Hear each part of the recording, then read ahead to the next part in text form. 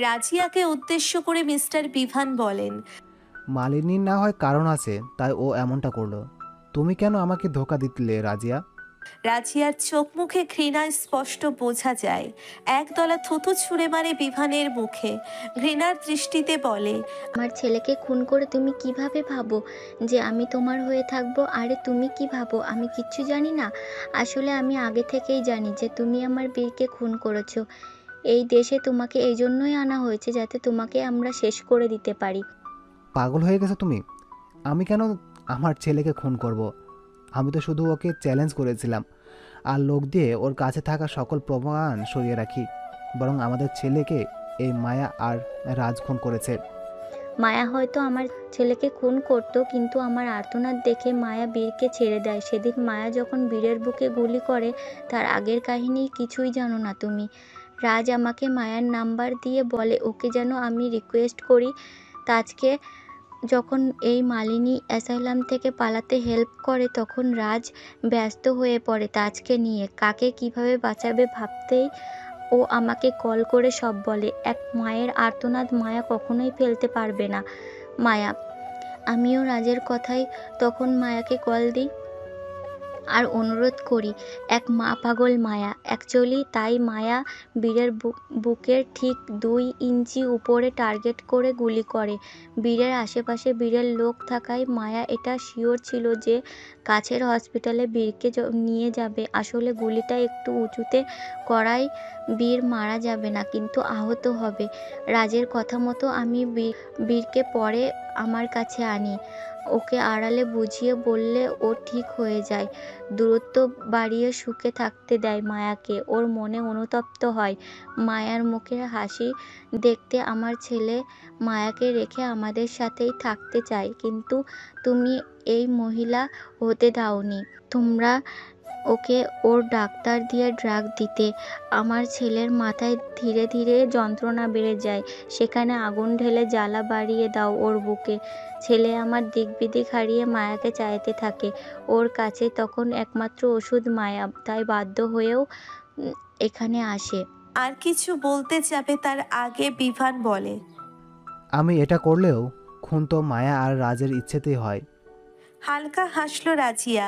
তারপর রাজের দিকে তাকিয়ে বলে, রাজ আমার হীরের টুকরো ছেলে। ও ও ওর ভাইয়ের দায়িত্ব ঠিকভাবেই পালন করেছে। না হলে সেদিন আমাকে বলতো না মায়াকে কল দিয়ে রিকোয়েস্ট করতে। সে যাই হোক, বীর যেদিন নিজেকে শেষ করে, ওখানে তো বীরের কপালে 2 গুলি না 3টে গুলি পাওয়া যায়। 2টা ও নিজে করে নিজের মাথায়, আর একটা দূর থেকে তোমার লোক করে। এটা আমাকে তোমার লোকই বলেছে। বিভান এবার অবাক হলো, বলে ওঠে, তুমি কিভাবে জানলে?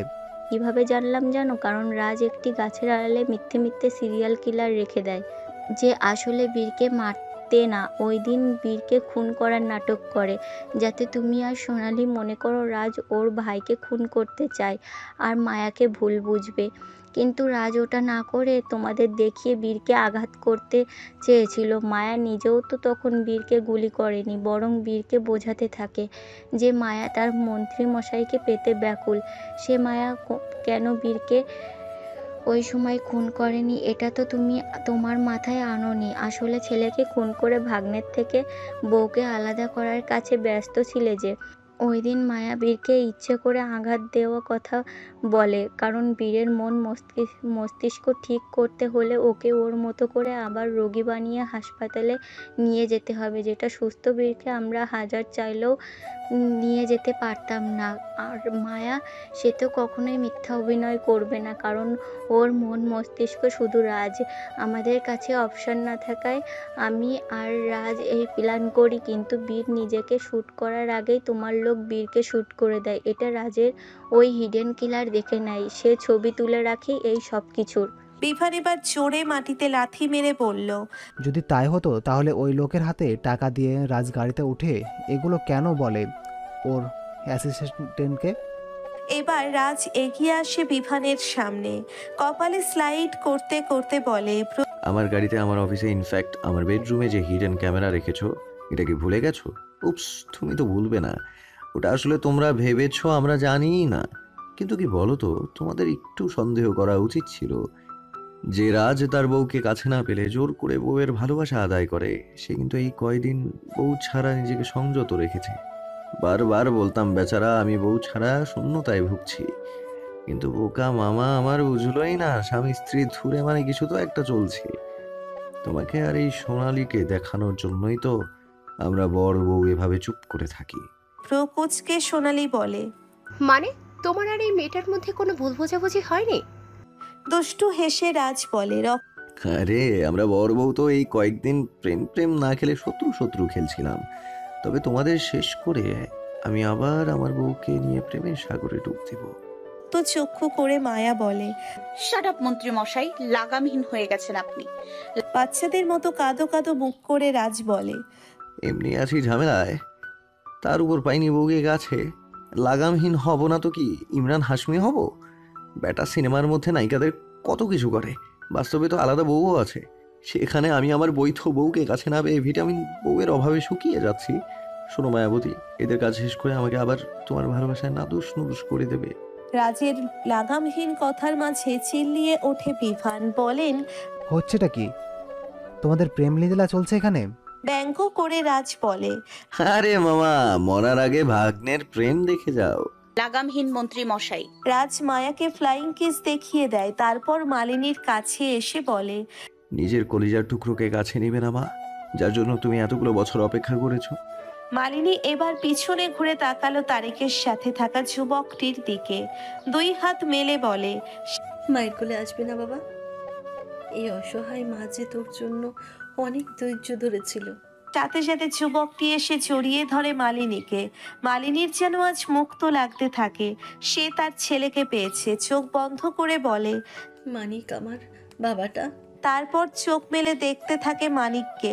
আশ্রমের ভিতর থেকে বেরিয়ে আসে মাহমুদ সর্দার। মাহমুদ সর্দারের সাথে হুইল চেয়ারে করে আছে মোহন সর্দার।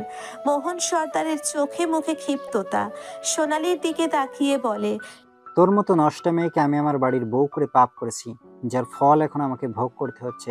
তাচ্ছিল্যের সাথে মায়া বলে। এখনো আরো এক ঝটকা বাকি আছে মিস্টার মোহন সর্দার। কর্মের ফল তো এখনো পাওয়া বাকি। আমার আসল উদ্দেশ্য তো আপনার জীবনে পুড়িয়ে ছারকার করে দেয়া। নিজের মেয়ের মুখে বাবা ডাক না শুনে নাম ধরে শুনে যেন বুকটা মোচড় দিয়ে উঠল মোহন সর্দারের। আহত দৃষ্টিতে মায়াকে দেখে। একবার বাবা বলে ডাকা যায় না মহমা? মোহন সর্দারের চোখে চোখ রেখে আছে মায়া, যেন আজ সবকিছুর হিসাব মিটবে। হ্যাঁ, ভেতর থেকে এই সবকিছু দেখেছে আর শুনেছে মোহন সর্দার, তাই তার কাছে মায়ার আসল পরিচয় ক্লিয়ার। কিন্তু এতে মায়ার যায় আসে না। মায়া তো এটাই চেয়েছে, তার সন্তান দ্বারা অবহেলিত হয়ে সে মায়ার শূন্যতা অনুভব করবে। আজ মায়ার ইচ্ছে পূরণ হয়েছে। মায়া বলে ওঠে। আপনার মতো নোংরা মন মানসিকতার লোভী ব্যক্তিকে কখনো বাবা বলে স্বীকৃতি দেওয়া যায় না। অন্তত সেই সন্তান তো পারবেই না যে তার মাকে নিয়ে অনেক কিছুর সম্মুখীন হয়েছে। মায়ার অস্তিত্ব মায়ার মা, মায়ার বাবার কোনো দরকার নেই। উপস্থিত সবাই তাকিয়ে আছে এক মেয়ের দৃষ্টিতে তার বাবার জন্য ভরা ঘৃণা। মিলি যেন অবাক হয়ে যায় যে মায়া তার বাবার প্রথম সন্তান। মায়ার পাশে এসে রাজ বলে ওঠে। আমার মায়াবতীর ইচ্ছা তাহলে পূরণ হলো। মাহমুদ সর্দার এসে মালিনী ও মানিকের পাশে দাঁড়ায়। মানিকের মাথায় হাত রেখে বলেন। আমাকে কেন বলনি তোমার একটি ছেলে আছে, তাকে আটকে রাখা হয়েছিল? অন্তত আমি তোমাকে সাহায্য করতাম। চোখের পানি মুছে বিভান আর সোনালির দিকে তাকায় মালিনী। বিভান আর সোনালি ক্ষিপ্ত হয়ে আছে। তারা এখন সুযোগ খুঁজতে থাকে কিভাবে এদের সব কয়টাকে একসাথে শেষ করা যায়। মালিনী ওদেরকে দেখে বলেন। মানিকের বাবা তো কৃষি বৈজ্ঞানিক ছিল, সাথে রোহিণী। রোহিণী মারা যাওয়ার পর ভুল বললাম, ওকে খুন করে বিভান আর সোনালি। কিন্তু তখন আমি জানতাম না তো। তখন আমার কাছে বিভান আসে, আমাকে কিছু মিথ্যা ছবি দেখিয়ে বলে রোহিণী আর মিনার একজন আর একজনের সাথে প্রেমের সম্পর্কে জড়িত ছিল। আমিও বোকার মতো মিনার আর রোহিণীর একত্রে কাজ করে যাওয়াটাকে নোংরা সম্পর্ক ভাবি। কারণ মিনার আর রোহিণী তো তখন ব্যস্ত থাকতো ভালো একটা ফর্মুলা তৈরি করতে। ওদের এই ব্যস্ততা আমাকে সময় না দেওয়ার সাথে ওই ছবি দেখে আমি উস্কে যাই। রাগে দুঃখে ডিভোর্স দিই মিনারকে। ডিভোর্সের কিছুদিন পর মানিক আসে আমার গর্ভে। আমার মনে হয় আমাদের তো তাহলে ডিভোর্স কার্যকর না। আমি ওর সাথে কথা বলতে চাই।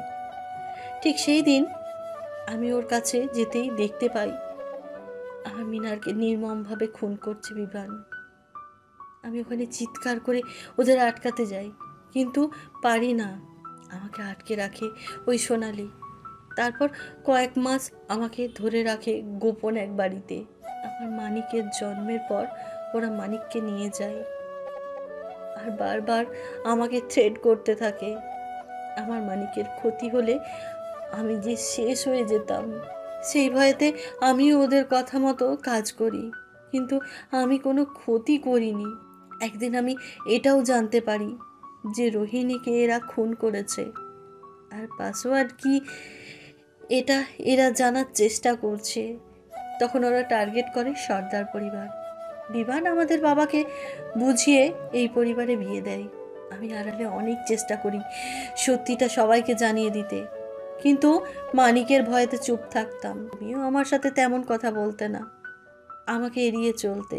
রাজকে অবহেলা করতে চাইতাম না, কিন্তু আমার মন যে ছোট মানিককে খুঁজতো। তারপর রাজ চলে যায় লন্ডনে বিভানের কাছে। এটাও ওর প্ল্যান ছিল। এর ভিতর একদিন সুযোগ বুঝে আমাদের বাবাকে আমি সত্যিটা জানিয়ে দিই, খুব সতর্কতার সাথে। বাবা যদি বিভানকে সঠিক পথে আনে তাহলে অন্তত বিভান ঠিক হয়ে যাবে, কিন্তু না, ওর তো শুধু পয়সা, ওর তো শুধু টাকা পয়সা, নাম যশ এগুলোই লাগবে। বাংলাদেশ দখল করতেই চাই নিজ খ্যাতির জন্য। লন্ডনকে নিজে টার্গেট করে রাখে। লন্ডনে এই ফর্মুলা বিক্রি করলে ও পাবে কোটি টাকা, আর লন্ডনের সরকার থেকে ওকে আলাদা সুনাম দেওয়া হবে যাতে ওর পাওয়ার দ্বিগুণ হতে থাকে। তাই বাবাদের খুন করে দেয় ও। কিন্তু বাবাদের খুন করলে ও ফর্মুলা পায় না, কারণ ওটা বাবার লকারে পাসওয়ার্ড দিয়ে রাখে। তাই সোনালি প্ল্যান করে বিয়ে হয়ে আসে ছোট ভাইয়ের কাছে। সোনালি বুঝে যায় ওই বাড়িতে আসার একমাত্র চাবিকাঠি ছোট ভাই। ছোট ভাইকে নিয়ে পার্টি ও বিভিন্ন জায়গা দিয়ে নেশা করতো ওরা। তারপর সোনালি প্রেগনেন্ট হয়। ছোট ভাইয়ের তখন ওর প্রতি ইন্টারেস্ট থাকে না। আমিও এবার একটু শান্তি পাই যে ও এই বাড়িতে আসতে পারবে না, কিন্তু ছোট ভাই ওকে শর্ত দেয়, ছেলে সন্তান হলে ওকে বউয়ের মর্যাদা দিবে। তাই করা হলো। যখন রুদ্রের মুখ দেখলো, ছোট ভাই কোনো কিছু না ভেবে খুশিতে আগে সোনালীকে সর্দার বাড়িতে আনে, তারপর সাহানা আপাকে তাড়িয়ে নিজের জায়গা করে নেয়। আর আমি কিছু বলতে যাব তার উপায় থাকে না। আমাকে প্রতি পদে মানিকের জন্য ভয় দেখিয়ে দেয়।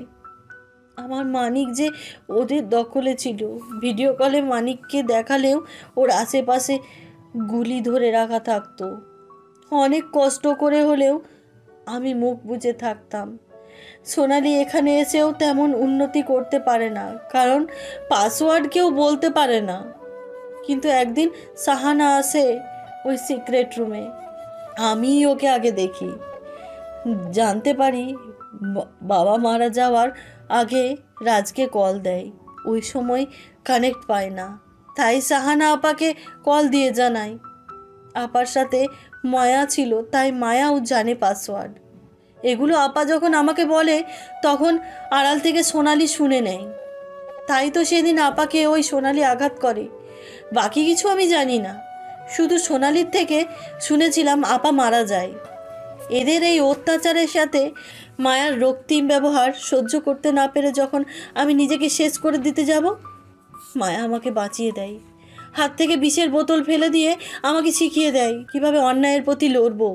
আর মায়া রাজের বিষয়ে গোপন তথ্য কে দেয় এটা জানার জন্য আমরা এই নাটক চালাতে থাকি। এদিকে আড়ালে থাকা শত্রুর খোঁজ, আর একদিকে আমার মানিকের উদ্ধার চলতে থাকে।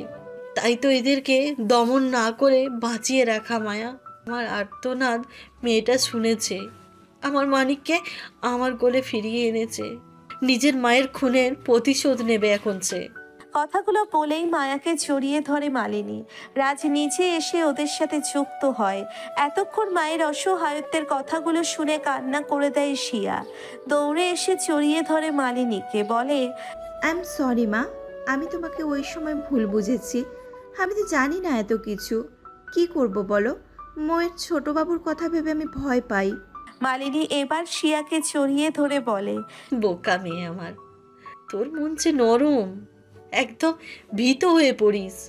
একদম আমার মতো হয়েছে আমার বোনগুলো, ভাইটাও কম না। কিছু একটা ভেবে বিভান বলে। তাহলে তোকে ওই দিন খুন করতে চাই কেন? মালিনী এবার বিভানকে দেখে নেয়, তারপর বলে, যাতে করে তুমি আমাকে দিয়ে আর কোনো অন্যায় কাজ না করাও। আর মায়া আমাকে ওই দিন আঘাত করেনি, বরং ও নাটক করেছিল। ভুলে গেলে? ও কিন্তু আমাকে আঘাত করার আগে লাইট অফ করে দেয়।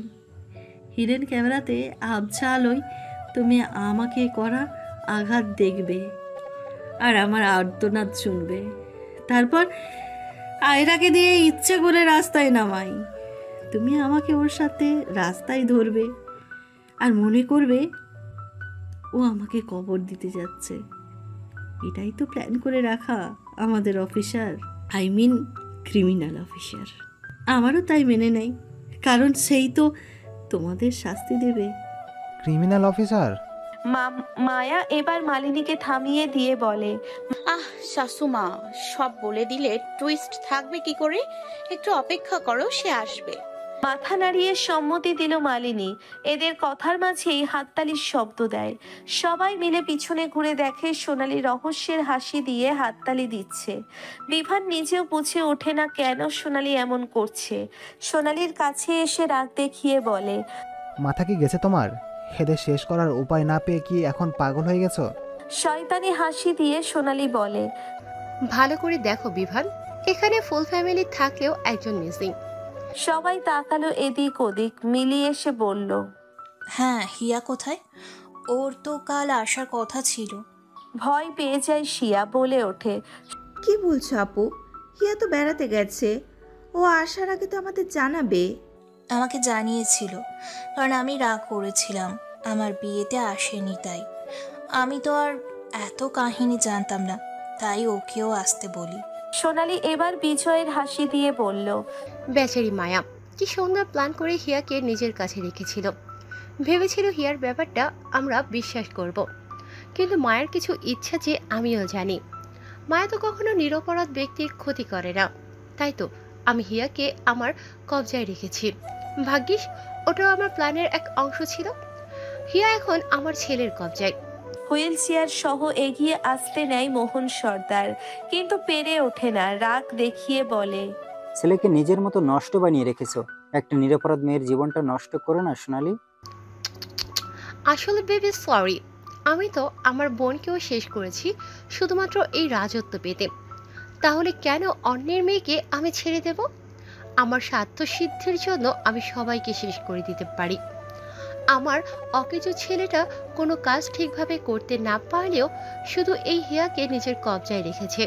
খুশিতে খুশিতে সোনালির কাছে এসে বিভান বলেন, আরে বাহ সোনালি, আমার পার্টনার দেখছি খুব চালাক। নিজের প্রশংসা শুনে খুশি হয়ে সোনালি বলে, আসলে রুদ্রটা কোনো কাজের না। আমি কতভাবে যারা আর রুদ্রকে এটা ওটা শিখিয়ে দিই, কিন্তু কেউই কিছু করতে পারে না। তাই তো ওকে দিয়ে সোজা কিডন্যাপ করে রেখেছি। আগে ফর্মুলা হাতে পাবো, তারপর এদের শেষ করে দেব। রুদ্র অবশ্য ভাবছে আমি ফর্মুলা পেয়ে গেলে হিয়ার সাথে ওর বিয়ে দেব। বোকা ছেলে কোথাকার। মোহন সর্দারের মতো হয়েছে, মেয়েবাজি করে আর কর্মে ঢ্যাঁড়স। ভয়েতে কান্না করে দেয় শিয়া আর মিলি। কিন্তু আশেপাশের আবহাওয়া পরিবর্তন দেখে অবাক হয়ে যায় রাজ, মাহমুদ সর্দার, মালিনী আর রাজিয়া। এই হাসি দেখে যেন সোনালি আর বিভানের মনে হতে থাকে কোনো সার্কাস চলছে। মায়া এবার পিছনে ইশারা করে বলে, একবার পেছনে তাকিয়ে দেখুন, কাহিনী তো অভি শুরু। বলেই চোখ টিপ দেয় মায়া। জোরে বাইকের শব্দ কানে আসতেই পেছনে ঘুরে দাঁড়ায় সোনালি আর বিভান। একসাথে দুইটা বাইক আসছে। দুইজন ব্যক্তির মাথায় হেলমেট আর একজনের পিছনে একটি মেয়ের পিঠের অংশ দেখা যায়। ব্যক্তি দুজন বাইক নিয়ে সোনালির সামনে এসেই হেলমেট খোলে। একটা বাইকে আদ্র, যার পরনে অ্যাপ্রেন, আর পাশের বাইকে আছে রুদ্র, যার গেট আপ পুরোই ভিন্ন। পেছনে আছে জেসি, বাইক থেকে নামতেই রুদ্রের পোশাক দেখে অবাক হয়ে গেল সোনালি ও মোহন সর্দার। সোনালির সামনে একটি আইডি ধরে রাখে রুদ্র, যেখানে গোটা গোটা অক্ষরে লেখা আছে ক্রিমিনাল ইনভেস্টিগেশন ডিপার্টমেন্ট। তার নিচে পরিচয়পত্র লেখা, যেখানে স্পষ্ট দেখা যায় নামের জায়গায় লেখা রুদ্রদীপ রুদ্র। কার্ডটি নিজের পকেটে রেখে রুদ্র বলে, CID officer Rudrodeep Rudro is here. Now your game is over, Mrs. Sonali. হো হো করে হেসে দেয় সোনালি। রুদ্রকে স্কল করে নেয় একবার, তারপর ব্যঙ্গ করে বলে, ভালোই দুষ্টুমি করতে শিখেছিস, কিন্তু এখন তো এসবের সময় না। যত রকমের অভিনয় পরেই দেখা। ফিচেল হেসে রুদ্র বলে, Actually, you are right.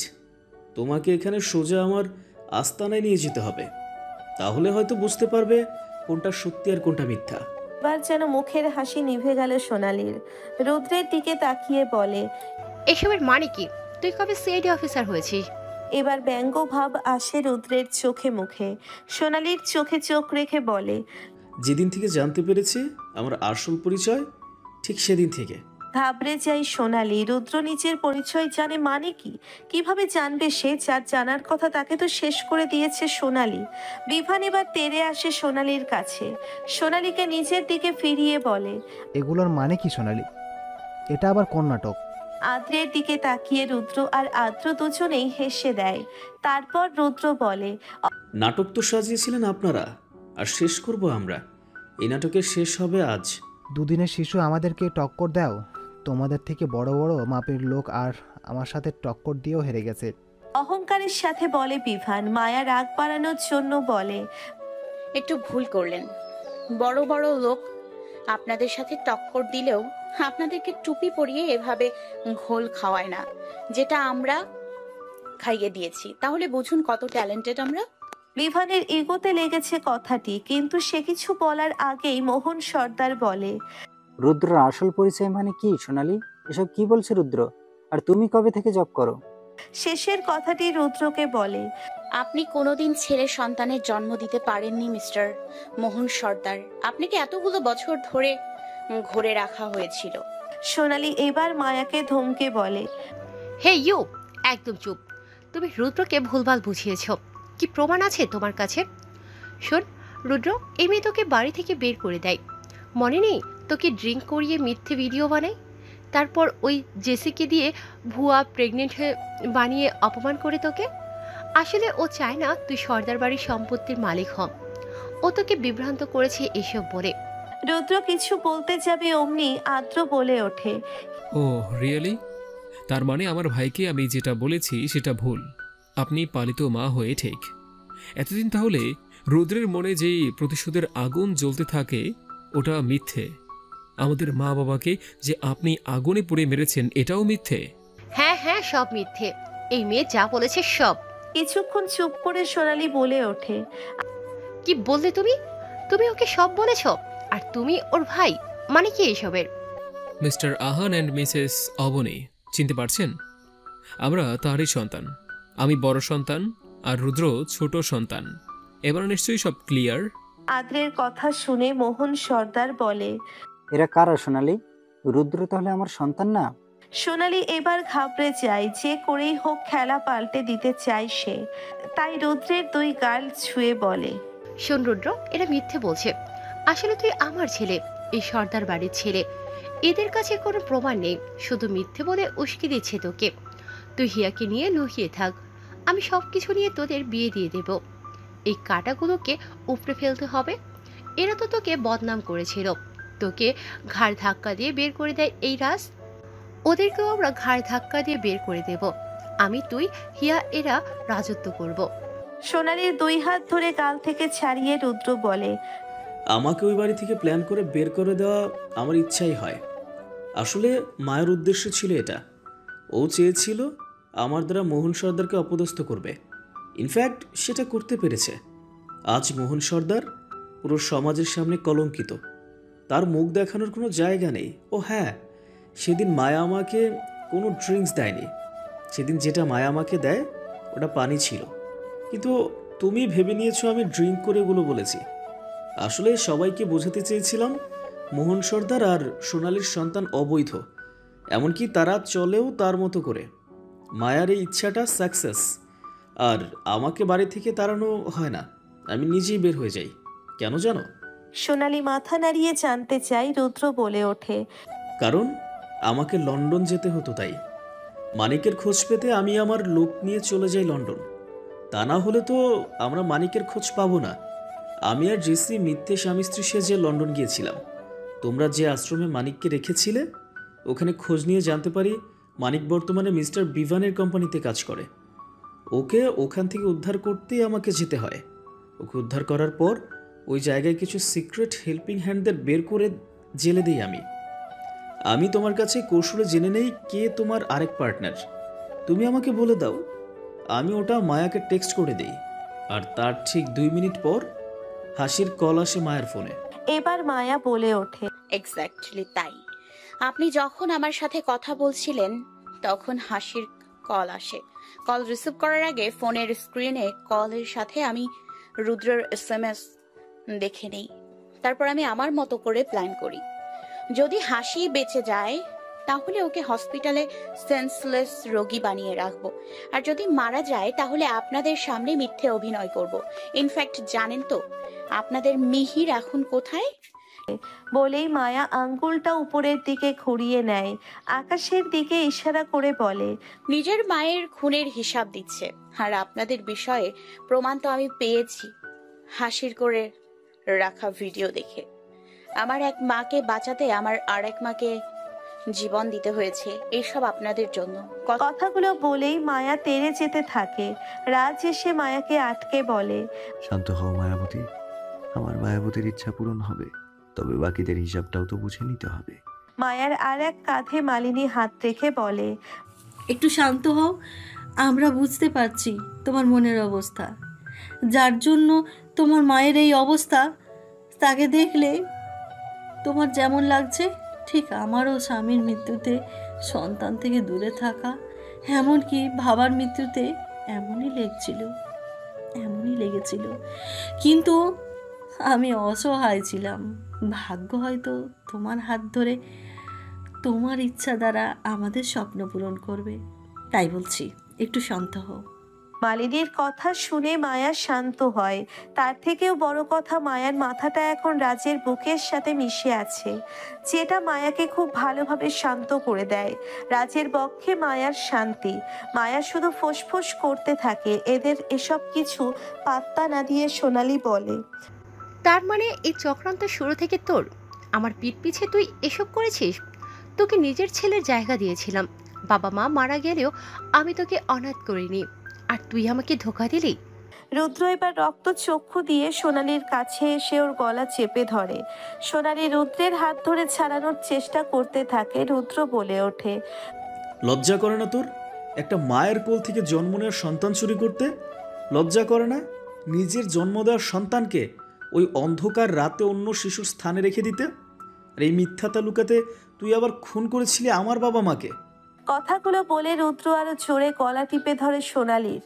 ঘরে থাকা বাচ্চারা এমনি ভয় পেয়েছিল, এখন আবার খুশি হয়, কারণ সোনালি খারাপ ছিল ও মায়াকে মারতে আসে। বাচ্চাদের কাছে মায়া মহান, তাই তো মায়াকে যারা মারতে চায় আর তাদেরকে মারতে দেখে বাচ্চারা খুশি হয়। আশেপাশে গার্ডগুলো এখন মায়ার লোকের দ্বারা আহত, তারা নিজেরাই উঠতে পারছে না, আধমরা হয়ে পড়ে আছে মাটিতে। মিলি কান্না করে দেয়। রুদ্রের এই রূপ আবার রুদ্রের কাছে ভিন্ন কথা। এই সোনালি কি করেছে তা যেমন একদিকে সব প্রকাশ হতে থাকে। মাথা ঘুরে উঠছে মিলির, মায়ার মুখে হাসি ফুটে ওঠে। রাজের বুকে মুখ রেখে রুদ্রের এই দৃশ্য দেখে হাসতে থাকে মায়া। আদ্র এসে রুদ্রকে ছাড়িয়ে নিয়ে বলে, আইনকে আইনের মতো ব্যবহার কর ভাই, নিজের হাতে আইনটা নিয়ে নিস না। যদি এমনটাই হতো তাহলে এতদিনে এই সোনালীকে আমি বা মায়া রাজ জীবিত রাখতাম না, কবেই শেষ করে দিতাম। চেঁচিয়ে ওঠে মোহন সর্দার, আর্তনাদ নিয়ে বলে, কি হচ্ছেটা কি? আমাকে স্পষ্ট করে সবকিছু বলো। আদ্র পকেটে হাত রেখে বলে, মিসেস সোনালী যখন কনসেপ্ট করেন তখন আপনি শর্ত দেন যে আপনার ছেলে সন্তান লাগবে। ছেলে হলে আপনি মিসেস সোনালীকে মেনে নেবেন, কিন্তু আপনাদের কোনো ছেলেই হয়নি। আপনি আপনার উত্তরাধিকারী হিসেবে কোনো ছেলে পাননি, পেয়েছিলেন মেয়ে সন্তান। যখন মিসেস সোনালী নিজের মেয়েকে দেখেন তখন তিনি বুদ্ধি করে নার্স ও ডাক্তারকে টাকা দিয়ে বাচ্চা বদল করেন। আর ওই দিন একই হসপিটালে সদ্য জন্ম নেয় আমার ভাই রুদ্র। আমি আর বাবা তখন মায়ের পাশের বেডে ঘুমিয়েছিলাম। মাকে ঘুমের ইঞ্জেকশন দেওয়া হয়, সাথে আমাদের খাবারে ঘুমের ঔষধ মেলানো হয়। কিন্তু ওই দিন আমরা ওগুলো কিছু বুঝে উঠতে পারিনি। পরদিন যখন ভাইকে খুঁজে পাওয়া যায় না, তখন মা আর বাবা হাসপাতালে ঝামেলা করে। নার্স আর ডাক্তারের একটাই কথা, মা ওই দিন মেয়ে জন্ম দিয়েছিল। আমিও মা বাবার সাথে তাল মিলিয়ে বলি যে আমার ভাই হয়, কিন্তু ডাক্তার হাসপাতালের রেপুটেশনের জন্য আমাদের মিথ্যা বলা বারণ করেন। ইনফ্যাক্ট একটা ফেক রিপোর্ট তৈরি করে ধরিয়ে দেন আমাদের হাতে। পুলিশ এসেও মিথ্যে রিপোর্ট দেখে আমাদের বকতে থাকে, কিন্তু আমার বাবা থেমে থাকেননি। মেয়েটিকে বাসায় আনার পর ওকে যত্ন করে মা। অন্যদিকে বাবা চলে যায় আরেক পুলিশের কাছে। তাকে সবকিছু ফুল ডিটেলস বললে সে হেল্প করতে থাকে, কিন্তু যথাযথ প্রমাণের অভাবে কেউ কিছুই করে উঠতে পারছিল না। এদিকে রুদ্রের মুখের সাথে আমার মায়ের চেহারার মিল থাকে অনেকটা, যেটা মিসেস সোনালের বড় বোন ধরে ফেললেন, কারণ তিনি আমার মায়ের বান্ধবী। চেহারার মিল ছাড়াও মায়ের কাছে শুনেছিল ডেলিভারির রাতে রুদ্র হারিয়ে যায়, তার বদলে অন্য মেয়ে আসে। একই রাতে একই হাসপাতালের নাম শুনে ওই আন্টি বুঝে যান এই কাজ মিসেস সোনালি করেন, কারণ তার মতে মিসেস সোনালি মোহন সর্দারের জন্য পাগল। তাকে পেতে এগুলো করতে পারে মিসেস সোনালি। রুদ্রকে কোলে নিয়ে তিনি রুদ্রের নাম ঠিক করেন। মূলত ওই আন্টির কাছে মা বলেছিল আমার ছোট ভাইয়ের নাম রুদ্র দেবে, আদ্রর ভাই রুদ্র। তাই হলো, মিসেস সোনালি মেনে নিলেন। তারপর যেই আপনাকে মিসেস সোনালি বিয়ে করেন, তার পরের দিন ওই আন্টি মাকে সব বলে দেন। অন্যদিকে মিসেস সোনালিকে বোঝাতে থাকেন যে যার সন্তান তাকে দিয়ে দিতে। মা নিজেও অনেকবার দাবি করেন, কয়েকবার আসতে চান সর্দার বাড়ির ভিতরে, কিন্তু মিসেস সোনালি রুদ্রের ক্ষতি করে দিবে এই বলে ভয় দেখায়। শুধু তাই না, মা বাবা মিসেস সোনালির 2 নম্বর ব্যবসার ব্যাপারেও জেনে যান, সাথে জেনে যান মায়ার ব্যাপারে। তাই কোনো কিছু না পেরে যোগাযোগ করেন শাহানা আন্টির সাথে। আদ্রকে আর কিছু বলতে না দিয়ে সোনালি বলে, সব কিছু বুঝলাম, কিন্তু আমার সেই মেয়ে কই? তাকে কি মেরে দিয়েছে তোমরা? আদ্র ঠোঁট প্রসারিত করে হেসে দেয়, তারপর বলে, ওসব নোংরা কাজ আপনি করতে পারেন, আমরা না। এতগুলো মানুষের জীবন নষ্ট করেছেন আপনি, আমরা শুধু তারই ফল দিচ্ছি আপনাকে। কিন্তু এতগুলো বছর পর আপনার সন্তানের খোঁজ যখন চাচ্ছেন, তাহলে দেখিয়েই দেই সেই সন্তানকে। আদ্র পকেটে হাত রেখে বলে। আদ্রকে আর কিছু বলতে না দিয়ে সোনালি বলে। আদ্র ঠোঁট প্রসারিত করে হেসে দেয়, তারপর বলেই আদ্র আঙ্গুল তাক করে দেখায়। সোনালি আর মোহন সর্দার তাকিয়ে অবাক হয়ে যায়। সোনালির মুখ থেকে বের হয়, মো। আঙ্গুল সরিয়ে হাত পকেটে রেখে দীর্ঘশ্বাস নিয়ে আদ্র বলে, হ্যাঁ, আপনার আর মোহন সর্দারের মেয়ে হচ্ছে এই মৌ, যাকে কোলে পিঠে বড় করেছে শাহানা আন্টি আর মায়া। মৌয়ের চোখে পানি, মুখটা এদিক ওদিক করছে সে। মায়া তাকিয়ে দেখছে মৌকে, মুখ ফুটে বলে, কষ্ট হচ্ছে বোন? মৌ কান্না মিশ্রিত কণ্ঠে বলে, এদের মতো বাজে বাবা মায়ের জন্য কখনো কষ্ট হয় না আমার। কথাগুলো শুনে অনুতপ্ত হলো মোহন সর্দার। তার মেয়েরা আজ তাকে ঘৃণা করে। মোহন সর্দাররা বলে, ছি সোনালি, ছি, এতগুলো অভিনয় করলে তুমি? আমার সন্তানেরা আজ আমাকে ঘৃণা করছে।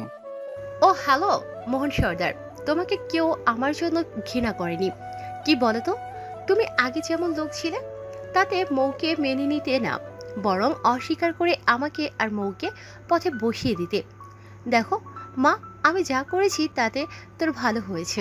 এই লোক কখনোই নিজের স্বার্থ ছাড়া বোঝেনি, আজ নাটক করছে ভালো সাজার, কারণ ওর কাছে তো কোনো অপশনই নেই। অপশন আজ তোমার কাছেও নেই সোনালি। আমি যে ফিরে এসেছি জল জ্যান্ত প্রমাণ হয়ে, আর তোমার সব সত্যতা ফাঁস করতে। মৌ কান্না মিশ্রিত কণ্ঠে বলে। কথাগুলো শুনে অনুতপ্ত হলো মোহন সর্দার। তার মেয়েরা আজ তাকে ঘৃণা করে। মোহন সর্দার বলে, মায়ের কণ্ঠ পেয়ে পেছনে ঘুরে দাঁড়ায় মায়া। শাহানা পারভিনকে দেখে মায়া যেন থমকে আছে, বিশ্বাস হচ্ছে না তার চোখে। দৌড়ে গিয়ে মায়া জড়িয়ে ধরে শাহানা পারভিনকে। এতগুলো বছর পর মা মেয়ে আজ এক হলো। সেই কালো বর্ণের যুবতীকে আজ বয়স্ক মহিলা রূপে দেখছে মোহন সর্দার। মায়া ওর মাকে জড়িয়ে ধরে। তুমি কখন সুস্থ হলে? আমাকে কেউ জানায়নি কেন? পিছন থেকে শিয়া বলে, আসলে আজকে সকালে আমি যে রুমে ছিলাম ওই রুমে গ্লাস ভাঙার শব্দ পাই। সন্দেহ হয়, তাই আমি আন্টির ঘরে যাই। দেখতে পাই আয়রা ওয়াশরুমে, তাই আন্টি পানি খেতে উঠতে চেষ্টা করছে। আদ্র আমাকে বলেছিল আন্টি যে কোনো মুহূর্তে সুস্থ হয়ে যাবেন, কারণ আন্টিকে নতুনভাবে আদ্র যেভাবে অপারেশন করেছিলেন তাতে আদ্র 95% শিওর ছিল খুব তাড়াতাড়ি রিকভার করবে আন্টি। আমি আদ্রকে বারবার কল করি এই জন্য, কিন্তু ওর কোনো খোঁজই পাই না। মনে পড়ে কাল রাতে তুমি ফোনে কাকে বলেছিলে আজ আশ্রমে আসবে। আমি তো এগুলোর কিছু জানতাম না, তাই তোমাকে খোঁজ দিতে আসি যে আন্টি উঠে বসেছেন। কিন্তু এখানে আসার আগে তো আয়রাকে বলেছিলাম আন্টির সাথে থাকতে। শাহানা পারভিন এবার সবাইকে দেখতে থাকেন। মোহন সর্দারের দিকে চোখ যেতেই তার ঘৃণা বেড়ে যায়। তারপরও সে চোখ সরিয়ে নেয়। সেই দৃষ্টিগুলো বুঝে যায় মোহন সর্দার। তিনিও কিছু না বলে মাথা নত করে। আশেপাশে মালিনী ও বিভাগের লোকগুলোর দেহ পড়ে আছে। শাহানা পারভিন ওদের দেখে বলেন, আমার মেয়েটা কত বড় হয়ে গেছে, মায়ের অন্যায়ের বিচার করতেও শিখেছে। আমার শাহমির বাবাটাও অনেক বড় হয়ে গেছে। মায়া মাথা নাড়িয়ে হ্যাঁ বুঝিয়ে বলে, সে যাই হোক, তুমি এখানে আসতে গেলে কেন?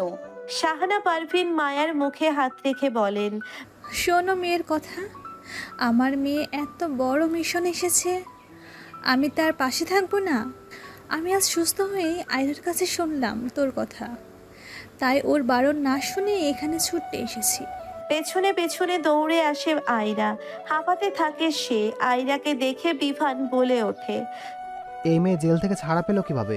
সোনালির মন চাচ্ছে এবার বিভানকে মেরে ফেলতে। রাগ দেখিয়ে বলে, বোকার মতো কথা বলো না। রুদ্রের মতো একজন অফিসার থাকতে তার আর কিছু লাগে? আর যার জন্য জেলে ঢোকানো হয় সে এখনো জীবিত। ভিকটিম তো সে নিজেই। যত সব অকর্মালোক, সাথে কি আর আজ এই অবস্থার সম্মুখীন হতে হয়? রুদ্র এবার সোনালীকে খোঁচা মেরে বলে, এই না হলে ডাইনির বুদ্ধি? আসলে এই বুদ্ধি নিয়েই তো এতগুলো মানুষের জীবন নিয়েছো। মাহমুদ সর্দার এবার রুদ্রের দিকে তাকিয়ে বলেন, সেসব কথা বাদ, আসল কথায় আসা যাক। তুমি কবে থেকে এসব জানো? আর জানো যখন আমাদের বলনি কেন? রুদ্র কিছু বলার আগে সোনালী বলে ওঠে, আর এই আদ্র বেঁচে গেল কিভাবে? ওকে তো ওখানে শেষ করে এসেছিলাম। পুরনো অতীত। রোহিণী আর মিনারের মৃত্যুর পর মালিনীর বিয়ে হয় মাহমুদ সর্দারের সাথে। তার কিছুদিন পর সোনালী টার্গেট করে মোহন সর্দারকে, কিন্তু এর ভিতর ব্যবসার কাজে শাহানা পারভিনের সাথে মোহন সর্দারের বিয়ে হয়ে যায়। সোনালী না পেরে মোহন সর্দারকে তখনই সিডিউস করতে থাকে। একদিকে শাহানা পারভিন প্রেগনেন্ট হয়ে তার কিছু মাস পর সোনালী প্রেগনেন্ট হয়। মোহন সর্দারের কথা মতো মেয়ের সন্তান না হওয়ায় সোনালী বাচ্চা বদল করে। রুদ্রের বাবা মা মিস্টার আহান আর মিসেস অবনী দিনরাত এক করে চেষ্টা করতেন রুদ্রকে নিজেদের কাছে আনতে। সোনালী তাদের ভয় দেখাতো রুদ্রের ক্ষতি করে দিবে বলে। যখনই মাহমুদ সর্দার বা মোহন সর্দারের কাছে এনারা আসার চেষ্টা করত, সোনালী খোঁজ পেয়ে যেত। মাহমুদ সর্দারের আর মোহন সর্দারের পিছনেও লোক লাগিয়ে রাখে সোনালী। এভাবে চলতে চলতে রুদ্র বড় হতে থাকে। মায়া আর রুদ্র কয়েক মাসের ছোট বড়। মায়ার জন্মের কিছু মাস পরে রুদ্রের জন্ম হয়। সোনালী কিছুদিন রুদ্রকে নিয়ে আলাদা থাকতো। মোহন সর্দার তার ব্যবসার কথা বলে সোনালীকে বিয়ে করে অন্য বাসায় রেখে দেয়। অন্যদিকে মালিনী চেষ্টা করে বিভান আর সোনালীর মুখোশ উন্মোচন করতে, কিন্তু সোনালীর মুখোশ উন্মোচন না হয়ে মারা গেল রাজের নানু আর দাদু। মালিনী এই ঘটনার পর আরো বেশি ভয় পেয়ে যায়। মানিকের কথা ভেবে চুপ হয়ে যায় সে। মানতে থাকে সোনালীর সকল আদেশ নিষেধ। এরপরে মায়া যখন তৃতীয় শ্রেণীতে পড়ে, তখন সোনালীর মনে হতে থাকে এরা কাজের কাজ কিছুই করতে পারবে না। অন্তত শাহানা পারভিন তার মায়াকে ওই বাড়ি থেকে বের করলে সে এই বাড়িতে আসতে পারবে। মোহন সর্দার তার বাবার কথা ভেবে ভয়তে চুপ থাকতেন, কারণ তখনও ব্যবসার অংশ তিনি ভাগে পাননি।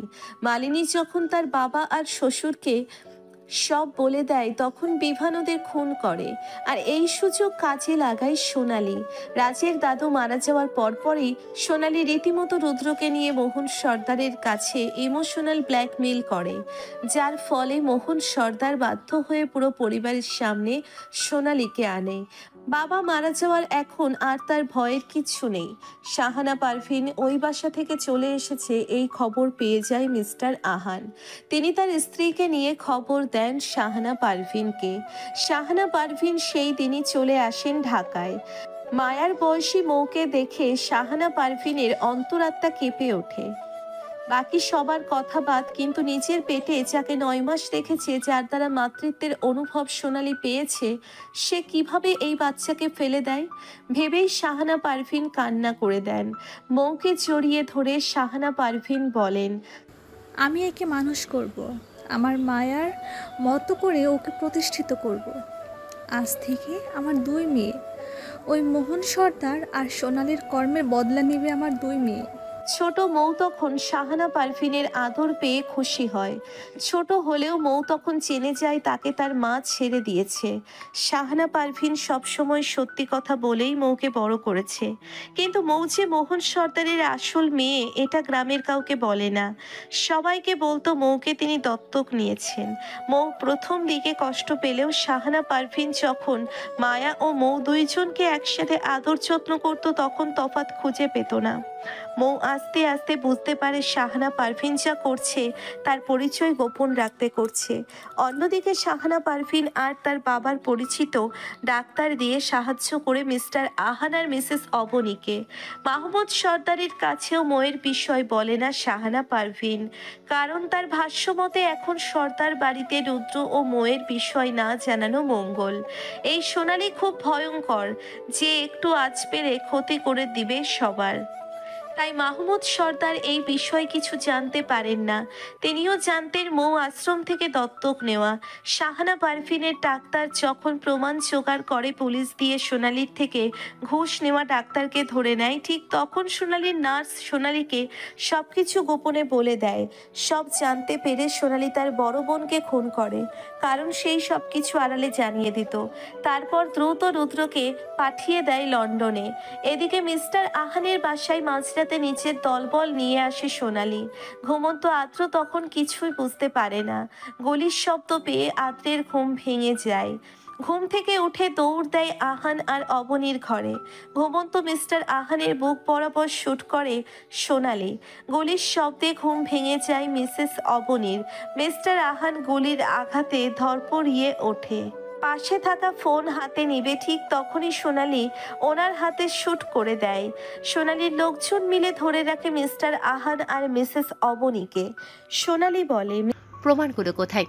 আমি যে মেয়ে আর ড্রাগস সাপ্লাই করি, এগুলোর যে প্রমাণ তোরা পেয়েছিস সেগুলো দিয়ে দে। আর রুদ্রের কথা ভুলে যা, ও ভালো আছে, কিন্তু ততক্ষণই ভালো থাকবে যতক্ষণ ও আমার সন্তানের পরিচয় থাকবে। তাই ভালোই ভালোই বলছি, প্রমাণ দিয়ে দে। মিস্টার আহানের একটাই কথা, মরে গেলেও আমি প্রমাণ দিব না। কি মনে করেছিস তোরা আমি মাত্র আমার বোনকেই খুন করে এসেছি আর তোদের মারতে পারবো না?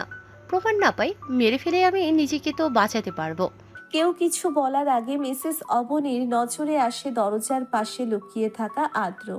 আদ্রকে দেখে মিসেস অবনী বলল, তাড়াতাড়ি পালা বাবা, এরা তোকে মেরে ফেলবে। তুই তোর বাবা মায়ের জন্য নিজের জীবন দিবি না, বরং তুই তোর ভাইকে ওই নোংরা মহিলার থেকে আলাদা করবি। ওকে জানতে হবে ওর আসল পরিচয় কি। ও এই নরপশুদের সন্তান না, এটা যেন রুদ্র জানতে পারে। এই মহিলা নিজের স্বার্থে তার বোনকে খুন করেছে, এখন আমাদের মেরে ফেলবে। পালা বাবা পালা, তোর বাবা মায়ের দোহাই পালা। মায়ের কথা মতো পালাতে থাকে আদ্র। প্রথমে মাথা নাড়িয়ে না বলে সে তার বাবা মাকে ছেড়ে যাবে না, কিন্তু রুদ্রের কথা মনে পড়তেই আদ্র দৌড়ে পালায়। সোনালির ইশারা পেয়ে ওর লোকেরা আদ্রের পিছনে ছুটে যায়, কিন্তু আদ্র অনেক দূরে রাস্তায় মোড়ে এসে সাহায্যের জন্য লোকজন খুঁজতে থাকে। কাউকে না পেয়ে আদ্র যখন দেখে পিছনে সোনালির লোকজন আসছে, তখন আদ্র গাছের পিছনে লুকিয়ে যায়।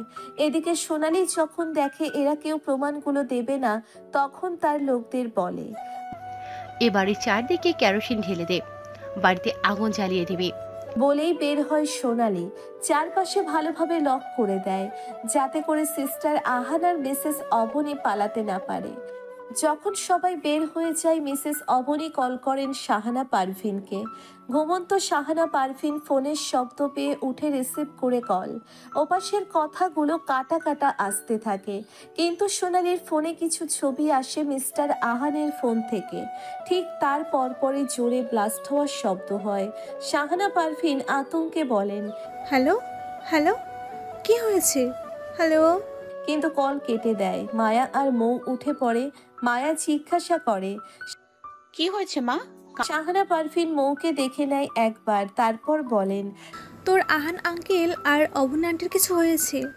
কেমন বিকট শব্দ হলো। কান্না করে দেয় মৌ। ছোট থেকে ওনাদের বাবা মা বলে এসেছে। মায়া যখন মৌকে কোলে নিয়ে আদর করে বলে, কান্না করে না বোন। ও মা চলো আমরা এখন ঢাকা যাই। কিছুটা চিন্তিত হয়ে শাহানা পারভিন বলেন, কিন্তু এত রাতে কি উচিত হবে? যদি কোনো বিপদ হয়, আমাদের সাহায্য লাগলে তখন। আর শিবচর থেকে ঢাকা তো বেশ দূরে, প্রায় ভোর হয়ে যাবে। শাহানা পারভিন কিছুক্ষণ ভেবে হাসিকে ডেকে মৌকে রেখে যায়। মায়া জেদ করে, তাই মায়াকে নিয়ে যেতে হয়। অন্যদিকে মিসেস অবনী যখন শাহানা পারভিনের সাথে কথা বলে, মিস্টার আহান তখন তার বাবা মাকে কল করে জানান। তারা কিছু না বুঝলেও এটা শিওর হন যে তার সন্তান বিপদে। তারাও বের হয়ে যায় বাসা থেকে। চোখের সামনে পুড়ে যাওয়া বাড়ির সামনে কান্নারত চোখে তাকিয়ে আছে আদ্র। একটু আগে সিলিন্ডার ব্লাস্ট হয়েছে। জানালা দিয়ে হাত নাড়াচ্ছেন মিস্টার আহান আর মিসেস অবনী, কিন্তু কোনো লাভ নেই। কেউ বাঁচাতে পারবে না। কোনো দিকে কাউকে না পেয়ে আদ্র নিজেই দৌড়ে যায় বাড়ির দিকে। বাবা মাকে পড়ে যেতে দেখতে পারবে না সে। কিন্তু বাড়ির কিছুটা কাছে আসতেই সোনালি আর তার লোকেরা হাজির। একজন গার্ড বলে, শয়তানি হাসি হেসে সোনালি বলে, এটাকে জীবিত রাখলে ক্ষতি, সোজা মা বাবার সাথে পাঠিয়ে দেওয়া হোক। বলেই বন্দুক বের করে আদ্রকে শুট করে দেয়। আদ্র ওখানেই অজ্ঞান হয়ে যায়। সবাই ঢাকায় পৌঁছয় সকালবেলা। মায়া আর শাহানা পারভিন বাড়ির এই দৃশ্য দেখে আঁতকে ওঠেন। আদ্রের দাদা দাদি এসে ছেলে বৌমার শোকে কি করবে বুঝতে পারে না। আদ্রকে হাসপাতালে নিয়ে যায় পুলিশ। বাড়িতে আগুন লাগায় প্রতিবেশীরা ছুটে আসে। আদ্রকে বাড়ির সামনে রক্তাক্ত অবস্থায় দেখে পুলিশ কল করে। তারপর হসপিটালে নিয়ে যায়। পোড়া বাড়ির সামনে দাঁড়িয়ে আছে শাহানা পারভিন, মায়া আর আদ্রের দাদা দাদি। ছেলের জন্য কান্নায় ভেঙে পড়েছে তার। মায়া প্রথমে চোখ মুখ খিচে শাহানা পারভিনকে, কিছুক্ষণ পর সাহস করে তাকায় বাড়িটির দিকে। পুলিশ আছে ভিতরে। মর্গে থেকে লোক এসেছে। তারা মিস্টার আহান আর মিসেস অবনীর লাশ নিয়ে বাইরে রেখেছে। শরীরের অঙ্গ প্রত্যঙ্গ পুড়ে ছারখার, যেগুলো দেখে ওখানেই ভয়তে বমি করে মায়া। যে কেউই এগুলো সহ্য করতে পারবে না। শাহানা পারভিন মুখে আঁচল গুজে কান্না করে দেন। মায়াকে সামলাতে থাকেন তিনি। মিডিয়াতে ছড়িয়ে যায় মিস্টার আহান আর তার স্ত্রীর সন্তান মারা গেছে। ধারণা করা হয়েছে সিলিন্ডার ব্লাস্ট হয়ে। এটা শাহানা পারভিন পুলিশকে দিয়ে মিথ্যা নিউজ দেন, কারণ তিনি চান না সোনালি জানুক আদ্র বেঁচে আছে। আদ্রের জ্ঞান ফিরতেই সে ছোটাছুটি করে মা বাবার কাছে যাবে বলে। আদ্রের এমন ব্যবহার দেখে ভয় পেয়ে যায় আদ্রের দাদা দাদি। শাহানা পারভিন তখন আদ্রকে সামলায়। আদ্রের কাছে এসে শাহানা পারভিন বলেন, মা বাবাকে যারা মেরে ফেলেছে তাদের শাস্তি দিতে চাও না তুমি? তোমার ভাইয়ের জন্য তোমার মা বাবা জীবন দিয়েছে। ওই নোংরা লোকদের কর্মের শাস্তি কি তুমি দেবে না? যাদের জন্য তোমার ভাই মা বাবা হারালে ওদেরকে কষ্ট দিবে না? শাহানা পারভিনের কথাগুলো শুনে আদ্র চুপ করে থাকে। কিছুক্ষণ ফোঁস করে, তারপর বলে, আমি আমার ভাইকে ফিরিয়ে আনবো, বাবা মায়ের খুনের প্রতিশোধ নেব। আদ্রকে একটু শান্ত হতে দেখে শাহানা পারভিন আদ্রকে বালিশে শুইয়ে দেন। তারপর বলেন, কিন্তু তোমার বাবা মায়ের মতো ভুল করা যাবে না। সোনালীকে ঘায়েল করতে হলে আড়ালে আবডালে ওকে হারাতে হবে। তার আগে নিজেকে প্রতিষ্ঠিত করে শক্তপোক্ত পরিচয় করে নিতে হবে। ওই সোনালীর সমস্ত খারাপ কাজ একসাথে ফাঁস করতে হবে। দেখলেই তো আগে সোনালীর লোকদের প্রকাশ্যে শাস্তি দিতে গিয়ে কত বড় ভুল হয়ে গেল। শুয়ে থাকা আদ্র শাহানা পারভিনের দিকে তাকিয়ে বলে, এখন আমাকে কি করতে হবে? তুমি এখন মন দিয়ে পড়াশোনা করো। তোমার ভাইকে আড়ালে আবডালে খুঁজে বের করো।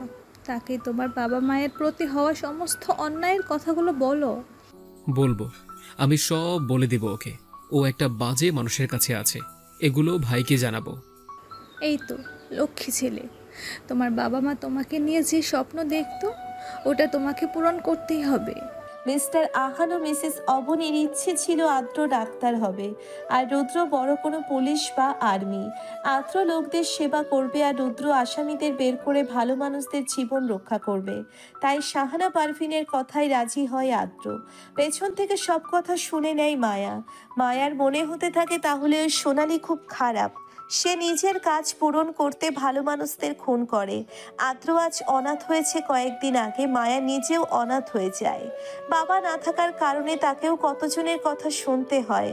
তাই মায়া নিজেকে নিজে প্রমিস করে, আজ থেকে আমিও ওই মোহন সর্দার আর সোনালির ক্ষতি করব। ওদেরকে আমি ভালো থাকতে দিব না। তার আগে আমিও ভালোভাবে পড়াশোনা করে প্রতিষ্ঠিত। ওদের খারাপ কাজ আমি এক এক করে বের করব। এরপর থেকে আদ্র ওর দাদা দাদির কাছে থাকতো। ইন্টার কমপ্লিট করে জানতে পারে রুদ্র লন্ডনে আছে। শাহানা পারভিন খোঁজ নিয়ে বলেছে।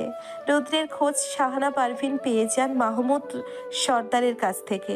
সেই ইনফরমেশন আদ্রকে দিতেই আদ্র বলে, আমিও যাব লন্ডনে। আমি ওখানকার মেডিকেলে পড়ব আর ভাইকে খুঁজব। তুমি আমাকে বলে দিবে ভাই কোন কলেজে পড়ে, আর ভাইয়ের ছবি দিবে আমাকে। শাহানা পারভিন সবকিছু জেনে জেনে আদ্রকে বলে দেয়। এদিকে মায়া নিজের মতো পড়াশোনায় মন দেয় আর মৌকে সবসময় সোনালির বিষয়ে বলতে থাকে। মৌয়ের মনে সোনালির জন্য ঘৃণা জন্ম নিতে থাকে। মা বলতে ঘৃণা লাগে মৌয়ের এখন। একদিকে মৌকে নিয়ে মায়া জীবন পার করে, অন্যদিকে আদ্র খুঁজে বেড়ায় রুদ্রকে আর রাস্তার রাজনীতিতে আসার জন্য চেষ্টায় থাকে। রুদ্রের খোঁজ করতে করতে একদিন আদ্র জানতে পারে রুদ্র বারে যাওয়া আসা করে। এটা জেনে আদ্রের রাগ ওঠে, কিন্তু রুদ্রের গার্জিয়ান হিসেবে সোনালি যা করেছে তাতে রুদ্র এমন হবে এটা স্বাভাবিক। রুদ্রকে ফলো করে আদ্র একদিন বারে আসে। রুদ্রের পাশে পাশে যখন কেউ ছিল না, ওই সুযোগ পেয়ে আদ্র আসে রুদ্রের কাছে। তারপর সবকিছু প্রমাণস্বরূপ বলতে থাকে। রুদ্র প্রথমে বিশ্বাস না করলেও আদ্র যখন সোনালির থেকে প্রমাণের ছবিগুলো নিয়ে দেখায় তখন রুদ্র বিশ্বাস করে। রুদ্র তখন ভেঙে পড়ে। আদ্র সামলাতে থাকে রুদ্রকে। রুদ্র যখন জানতে পারলো ওর বাবা মায়ের স্বপ্ন ওকে ভালো কোনো অফিসার বানানো, তখন রুদ্র মন দিতে থাকে তার পড়াশোনায় আর অভিনয় করে সোনালির আদর্শ ছেলে হওয়ার। রুদ্র মনে মনে নিজের লক্ষ্যকে পূরণ করতে থাকে। অন্যদিকে সর্দার বাড়িকে দেখায় সে হুবহু মোহন সর্দারের মতো হয়েছে। রুদ্র সবাইকে জানায় সে রাজের মতো ভালো রেজাল্ট করতে পারেনি, টেনে টুনে পাস। আশাহত হতে থাকে মোহন সর্দার। সোনালি যে কারণে রুদ্রকে নিয়ে সর্দার বাড়িতে আসে, রুদ্র তার উল্টো কাজটাই করে। সারাদিন পার্টি করা, মেয়ে নিয়ে ফুর্তি করা যেন রুদ্রের নেশা। এমনটাই রুদ্র দেখাতো সোনালিকে। কিন্তু বারে রুদ্র যেত কিছু আসামিকে ধরতে, যেটা হিয়ার চোখে অন্যভাবে প্রকাশ পায়। রুদ্রের যেমন উদ্দেশ্য থাকে তার বাবা মা মায়ের খুনিকে নিজের হাতে শেষ করে দেওয়া, ঠিক তেমন রুদ্র ভালোবাসে হিয়াকে। অন্যদিকে আদ্র লন্ডনেই থাকে আর ভালোবাসতে থাকে তার প্রেয়সী শিয়াকে। আদ্র বাংলাদেশে আসে না, কারণ ততদিনে শাহানা পারভিনের কোনো খোঁজ পাওয়া যায় না। আদ্র চেয়েছিল বাংলাদেশে এসেই শাহানা পারভিনের কাছে আসবে। মায়ার ব্যাপারে বেশি একটা অবগত থাকে না আদ্র। কিন্তু রুদ্র মায়ার শোরুম উদ্বোধনের দিন মায়ার চোখে মুখে রহস্য দেখে মায়ার পিছনে স্পাই লাগায়। অন্যদিকে মোহন সর্দারের পিছনে স্পাই রুদ্রের লোক লাগাতে থাকে। এইসব ইনফরমেশন আদ্রকে দিতে থাকে রুদ্র। আদ্র যখন জানতে পারে মায়া মোহন সর্দারের কোম্পানির সমস্ত খাবারে পয়জন মিশিয়ে দেয়, তখন আদ্রের সন্দেহ হয়। মায়ার সম্পর্কে খোঁজ নিয়ে আদ্র কনফার্ম হয় এই সেই মায়া, শাহানা পারভিনের মেয়ে। চট্টগ্রাম থেকে ঢাকায় আসার পর রুদ্র যখন মায়ার সাথে কথা বলতে যাবে, তখন রাজ বিয়ে করে বাড়িতে আনে মায়াকে। রুদ্র তখন সুযোগ বুঝে মায়াকে সবকিছু বলে দেয়। মায়া আর রুদ্র প্ল্যান করতে থাকে কিভাবে মোহন সর্দারকে ডাউন করা যায় আর সোনালির সমস্ত গ্যাং এক করা যায়। রুদ্র সব সময় তার লোক দিয়ে খোঁজ রাখতো সোনালি কোথায় যায়, কার সাথে কথা বলে। অন্যদিকে মোহন সর্দারের অ্যাক্সিডেন্ট করায় আদ্র আয়রাকে দিয়ে মোহন সর্দারকে আরো ড্যামেজ করে দেয়। বর্তমান অতীতের কথাগুলো শুনে ভেঙে পড়ে মিলি। সোনালিকে উদ্দেশ্য করে বলে, ছি মাছি, তুমি একজন নিকৃষ্ট মহিলা। এরা যা করেছে একদম ঠিক করেছে। আজ এদের জায়গায় আমি হলে আমিও এমন করতাম। সোনালির মধ্যে কোনো অনুতপ্ত দেখা যায় না, সে এখনো সেই একই রূপে আছে। বিভান সবার পিছনে গিয়ে কাউকে কল করতে যায়। ফোন নিয়ে কানে ধরতেই বিভানের হাত ছিদ্র করে গুলি চলে যায়।